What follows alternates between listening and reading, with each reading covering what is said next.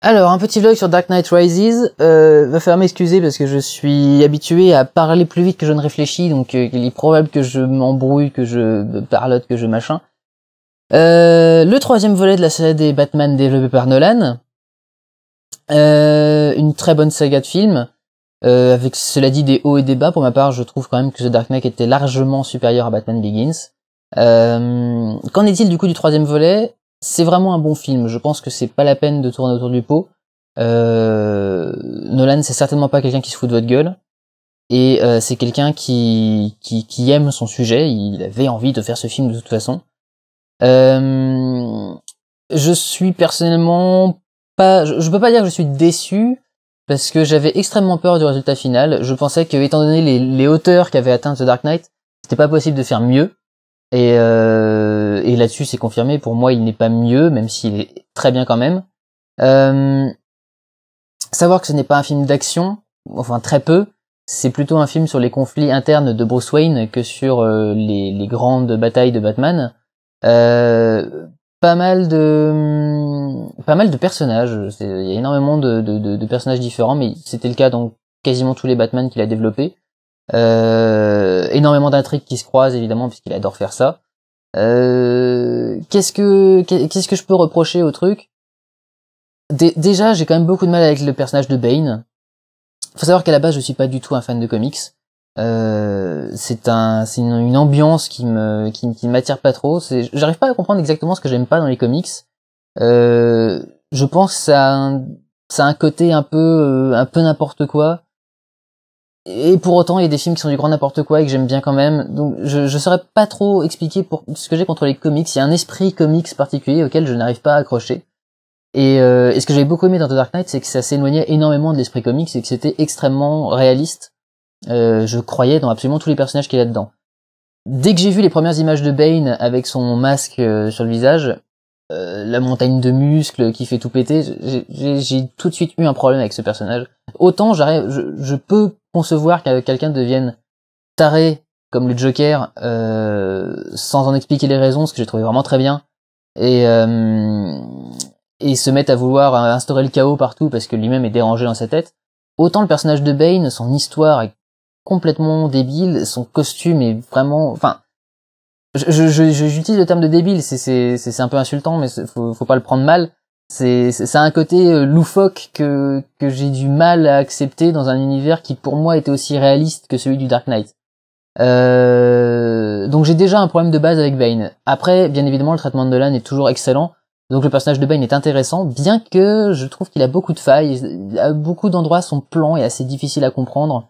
On sait pas trop ce qu'il essaye d'atteindre. On comprend pas trop pourquoi est-ce qu'il essaie d'atteindre ça.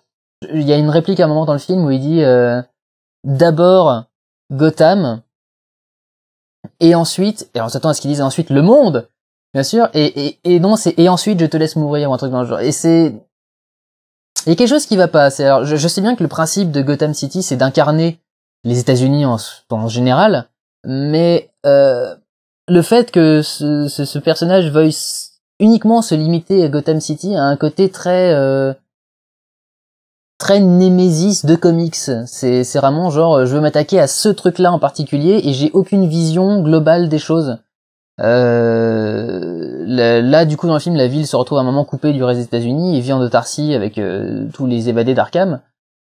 Et on a l'impression qu'une fois qu'il aura fini ça, bah oui, en gros, Gotham sera en cendres, Batman sera mort, et puis après, il fait quoi?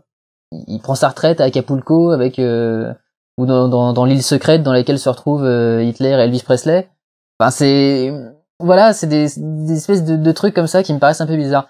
Il y a pas mal d'éléments peu expliqués ou un peu loufoques. J'essaye de garder ça sans spoilers, mais c'est un petit peu compliqué. Il y a un moment où il devient difficile d'accéder à la ville et Batman est hors de la ville et il est même dans un autre pays et d'un seul coup il se retrouve dans Gotham et on sait pas trop comment est-ce qu'il est revenu, on sait pas trop par où il est passé, on sait pas trop comment est-ce qu'il a retrouvé le personnage qu'il retrouve en plus.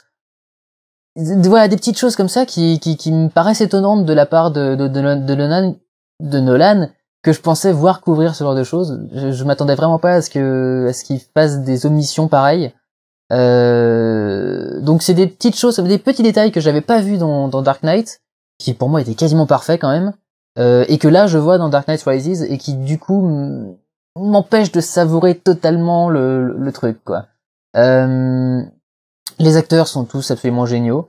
Je ne fais pas partie des gens qui ont une dent contre Marion Cotillard. Je ne sais pas pourquoi les gens détestent Marion Cotillard.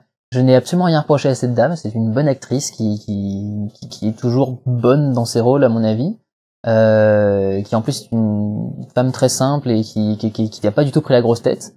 Et je la trouve encore une fois plutôt bonne dans son rôle. Alors comme d'habitude, elle a un rôle de garce. Effectivement, c'est quelque chose qui revient souvent chez elle.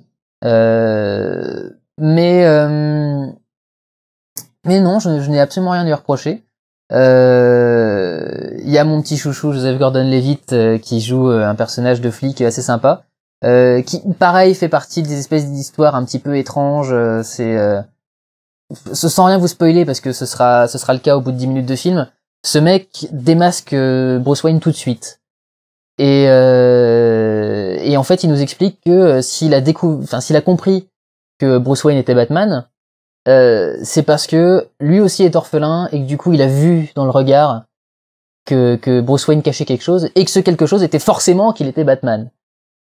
Je trouve ça dommage d'avoir d'un côté, je comprends tout le côté symbolique de l'action qui doit montrer un espèce de lien très fort qui doit unir les deux personnalités, et en même temps le mec est flic, ils auraient pu simplement faire en sorte que ce soit quelqu'un d'extrêmement intelligent qui a facilement réussi à recouper le fait que bizarrement Batman et Bruce Wayne n'étaient jamais vus au même endroit au même moment, ou en tout cas jamais dans le même plan, pas par deux personnes en même temps, qu'il aurait pu voir les achats de billets d'avion de Bruce Wayne dans ce genre, un mec qui aurait enquêté, vous voyez, parce que c'est ce que Bane fait par exemple.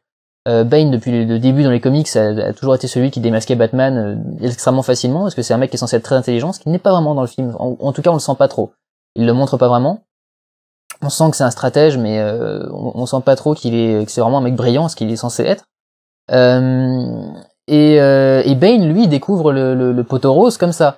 Je me demande pourquoi est-ce que ce personnage-là aurait dû le trouver comme ça, limite par magie, par connexion spirituelle des esprits. Enfin, je trouve ça un peu dommage. Le gros problème de cette saga étant toujours Christian Bale, qui interprète son Batman culturellement. J'ai pas de problème avec la voix en elle-même. Il y a un côté qui est absolument ridicule, pareil je peux comprendre, mais qui reste ridicule, c'est le fait que même quand Batman est avec des gens qui savent qui il est sous le masque, il continue à garder cette voix. Alors je sais bien que c'est l'idée du symbole, c'est quand c'est le Batman, et donc il a sa voix et son machin. Il n'empêche que c'est bon, quoi, quand le mec il t'a vu enfiler ton costume quasiment, tu peux laisser tomber la grosse voix, c'est pas nécessaire non plus, quoi. Bon, mon problème c'est que je déteste Christian Bale, je trouve que ce mec n'a qu'une seule émotion, peut-être deux émotions à son registre. Alors c'est très très bien qu'il perde 40 kilos pour chaque rôle, mais enfin, s'il gagne pas un peu de talent d'acteur, c'est quand même chiant. Je l'ai trouvé pas mal dans le film. Pour une fois, je l'ai vu afficher une émotion autre que je suis énervé ou je suis Batman. Et donc ouais, il a réussi quand même à essayer de trouver un petit peu autre chose au fond de lui-même. Donc je salue l'effort. Donc les acteurs sont vraiment très bons. La réalisation de Nolan est comme d'habitude absolument parfaite. J'ai un regret dans le fait que il y a beaucoup plus dans ce film d'effets spéciaux 3D CGI, là où le Dark Knight avait quand même fait du quasi 100% réel. Je veux dire, quand ils ont fait l'explosion de l'hôpital de Gotham City, ils l'ont vraiment fait péter, quoi. Ils ont fait péter un bâtiment pour le film. C'est quand même génial comme défi de cinéma et comme concept. Et je retrouve pas trop ça dans le Dark Knight Rises, parce que les trois quarts des scènes les trois quarts des grosses scènes d'action sont faites avec des effets spéciaux en 3D, des trucs dans le genre, quoi. En particulier la scène du stade qui m'a toujours perturbé, parce que il paraît-il que c'est manifestement un vrai un vrai joueur de baseball qu'ils ont utilisé. C'est pas du baseball d'ailleurs, je dis n'importe quoi. C'est du football américain. C'en est un vrai qu'ils ont utilisé pour ce plan où le stade s'écroule sous ses pieds. On sent que le mec est plus sportif que acteur parce que personnellement, je sais pas pour vous, mais quand le sol est en train d'exploser derrière moi, je m'arrête pas en bout de course. Tant que je suis pas sûr d'être sur un truc qui va pas se casser la gueule, je ne m'arrête pas. Et le mec, lui, s'arrête tranquillement et se retourne sans problème. Ah oui, mes potes sont au fond, y a pas de problème. Et du coup, ça pue le fond vert. Et c'est ça qui est un petit peu emmerdant, c'est que c'est quelque chose que je sentais pas dans le Dark Knight, normal. Alors, on va encore dire que je suis un connard et que j'arrête pas que j'ai pas de cœur et que j'arrête pas de te critiquer. Le film est vraiment bon. Il y a pas de souci là-dessus. J'ai apprécié mes quasiment 2h45 parce qu'il est assez long. Il y a juste comme ça quelques passages qui sont un peu étranges, quelques passages qui m'ont fait un peu tiquer. Mais de façon générale, le film est vraiment vraiment très bon et je ne peux que vous conseiller d'aller le voir de toute façon. Je suis heureux que cette saga ait porté Nolan au nu.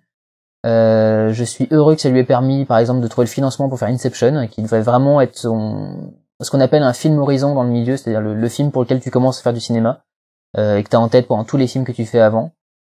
Je pense vraiment qu'Inception faisait partie de ce genre de film, et qu'il aurait jamais pu le faire s'il n'avait pas eu le succès du Dark Knight. Et donc il est je suis très content que cette saga lui ait permis d'être connue et qu'il puisse du coup maintenant faire les films dont il a envie. Une petite chose quand même à préciser. Le principe aurait voulu que le troisième Batman soit sur le procès du Joker et sur les retombées de de son histoire à lui. Bien entendu, le destin funeste de Heath Ledger fait que c'est pas possible, c'est pas faisable. Recaster un autre acteur aurait été extrêmement casse-gueule et je suis content qu'il l'ait pas fait. Je suis déçu, cela dit, qu'on n'aborde absolument jamais le sujet du Joker pendant tout le film. Qu'on ne le montre pas, d'accord, que au moins on évoque le procès qu'il y a eu, qu'on évoque les rebondissements, qu'on évoque sa fin, pourquoi est-ce qu'il fait plus rien, pourquoi est-ce qu'il est plus là, pourquoi est-ce que... C'est vraiment dommage d'avoir totalement zappé le Joker de l'histoire. Et je pense aussi que si le scénario a quelques lacunes à certains moments, c'est un peu à cause de ça. C'est parce que le film que voulait faire Nolan à la base, c'était plutôt la fin de l'histoire du Joker et de Batman. Peut-être aurait-il mis Bane, mais je pense pas qu'il aurait centré le film autour de lui. Parce que le film est quand même beaucoup centré sur Bane, sur le personnage de Joseph Gordon-Levitt et sur Bruce Wayne. Et je pense que vraiment à la base il avait en tête l'histoire du Joker, poursuivre ce truc ultra réaliste du Joker et du chaos et de l'antithèse complète de Batman.